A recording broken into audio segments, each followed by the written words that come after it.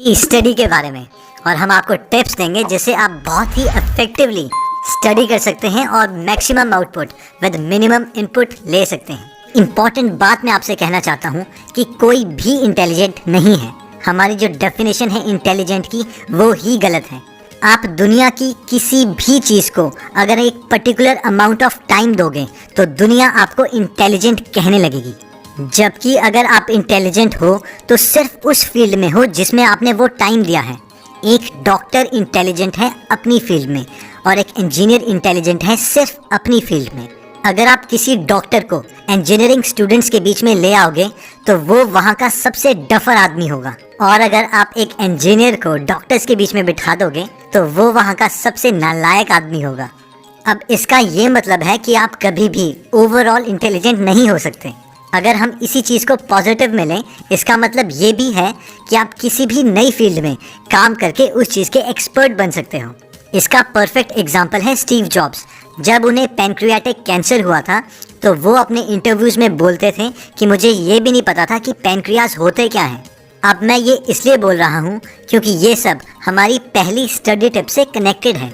अगर आप किसी भी स्टूडेंट से पूछो कि सबसे ज़्यादा इंटेलिजेंट स्टूडेंट कौन है, तो हम में से मैक्सिमम लोग यही बोलेंगे जिसको सब कुछ आता है वही तो इंटेलिजेंट है। लेकिन हमारी सोसाइटी की डेफिनेशन के अकॉर्डिंग जिस स्टूडेंट के सबसे ज़्यादा मार्क्स आते हैं वही सबसे ज़्यादा इंटेलिजेंट है।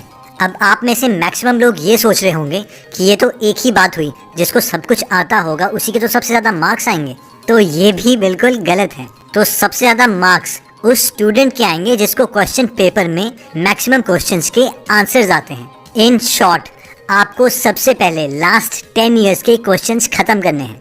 अब आप में से कई लोग ये सोच रहे होंगे ये क्या बात हुई, ये तो हमें पहले से पता था, या फिर यार ये तो लूजर्स की टेक्निक है, जिन्होंने कुछ नहीं पढ़ा होता वही तो सबसे पहले ये पढ़ते हैं। लेकिन चाहे आप आईएएस ऑफिसर्स का इंटरव्यू देखो, चाहे किसी आईआईटी के टॉपर का इंटरव्यू, उन्होंने ये स्टेटमेंट हमेशा लिखी होती है कि first solve last 10 years paper.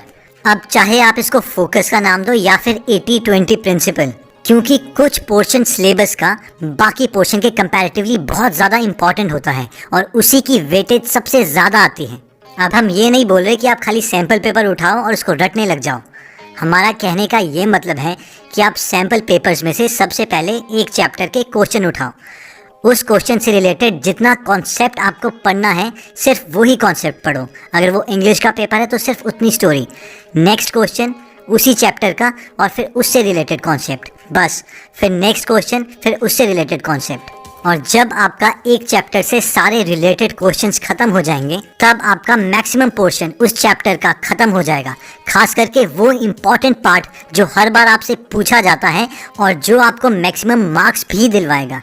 इस टिप का सबसे बड़ा फ़ायदा ये है कि इसने आपकी स्टडी को ऑर्गेनाइज करवा दिया है। अब आप अपने सिलेबस का मैक्सिमम वेटेज वाला पोर्शन सबसे पहले ख़त्म कर रहे हो, क्योंकि यही तो क्वेश्चन आपको 10 साल से पूछे गए हैं और मैक्सिमम प्रोबेबिलिटी यही है कि अब भी इनमें से काफ़ी क्वेश्चंस पूछे जाएंगे। इस कॉन्सेप्ट को आप समझ सकते हो डिश मेकिंग से।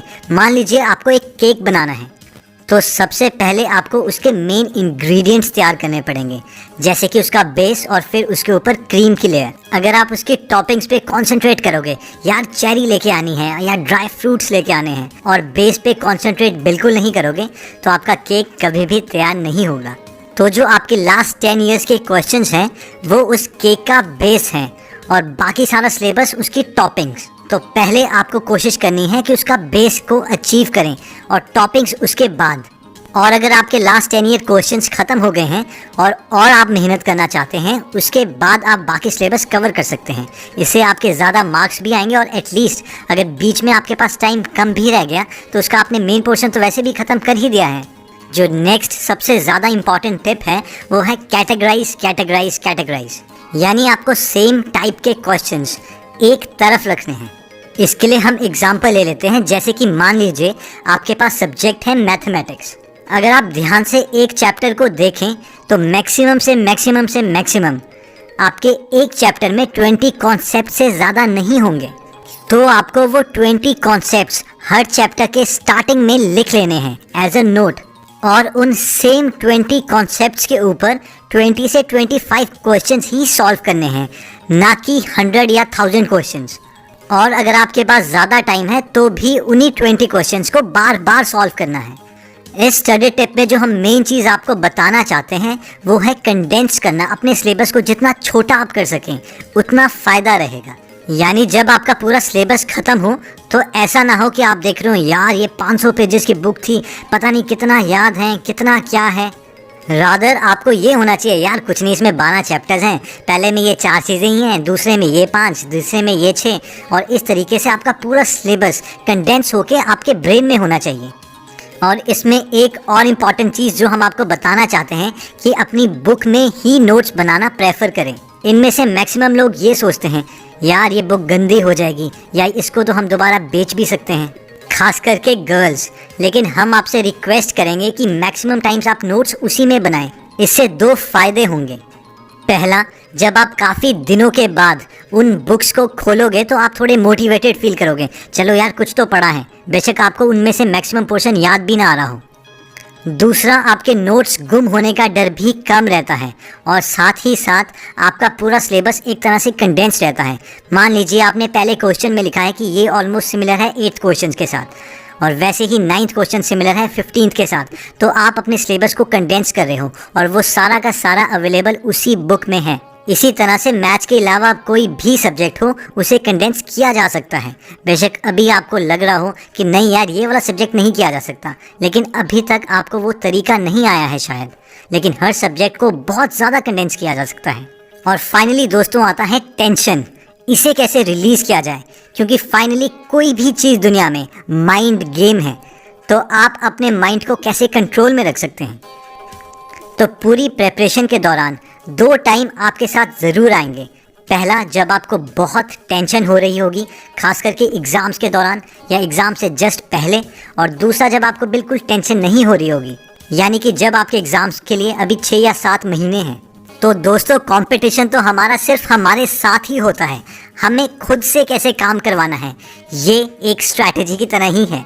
तो इसके लिए जो स्ट्रैटेजी मैं यूज़ करता था वो ये था कि जब मैं बहुत ज़्यादा रिलैक्स होता था, यानी मेरे एग्ज़ाम के लिए अभी काफ़ी सारे दिन बचे हैं, तो मैं अपने को ज़बरदस्ती टेंशन दिलवाता था, बार बार ये थॉट्स ला के यार इस तरीके से तो मैं अपनी लाइफ में कुछ भी नहीं कर पाऊँगा, वो +2 वाली चीज़ दोबारा से रिपीट हो जाएगी, मैं अपना कोई भी ड्रीम अचीव नहीं कर पाऊँगा और ऐसे ही एक यूज़लेस आदमी की तरह मर जाऊँगा।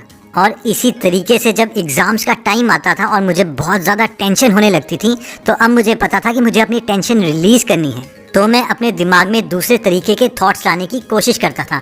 यार ऐसी की तैसी देखा जाएगा जो होगा, इस कुलदीप ने भी कौन सा बड़ा तीर मार दिया इतनी सारी परसेंटेज ला के, और कोई बहुत अच्छा सा सॉन्ग सुनने लग जाता जिससे मेरा दिमाग रिलैक्स हो जाए। और जब मुझे लगता कि मैं कुछ ज़्यादा ही रिलैक्स हो रहा हूँ, फिर से मैं दूसरे थॉट्स लाने लग जाता और फिर काम करने लग जाता। फाइनली इसका ये मतलब है कि हमें खुद से काम करवाना है, कभी टेंशन लाके कभी टेंशन रिलीज़ करके, और हम कभी एक स्टेट में नहीं रह सकते। हमें ये बैलेंसिंग गेम खेलते रहनी पड़ेगी ताकि हम खुद से काम करवा पाएँ और मैक्सिमम से मैक्सिमम स्कोर ला पाएँ। और एक बार एग्ज़ाम हो गया तो हम कुछ नहीं कर सकते, फिर दोबारा से हमें अपनी टेंशन रिलीज़ कर देनी है।